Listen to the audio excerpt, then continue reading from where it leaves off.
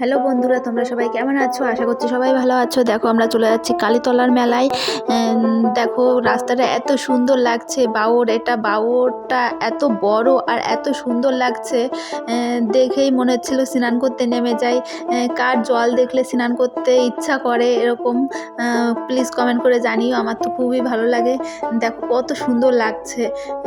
তো এর কোনো ঠাঁই নেই নিচে। তো দেখো আমরা চলে এসেছি মেলায়। এই যে পুজো দেওয়ার লাইন এত বড়, খুব বড় লাইন। আর আমার শাশুড়ি এসে সকালবেলায় পুজো দিয়ে দিয়েছে, কারণ এই ভিড়ের ভিতরে উনি ঠেলাঠেলি করে পুজো দিতে পারবে না। তারপর চলে এসেছি খাওয়ার এইখানে খিচুড়ি খেতে। তো খিচুড়িটা এত সুন্দর হয়েছিল, তোমাদের কি বলবো।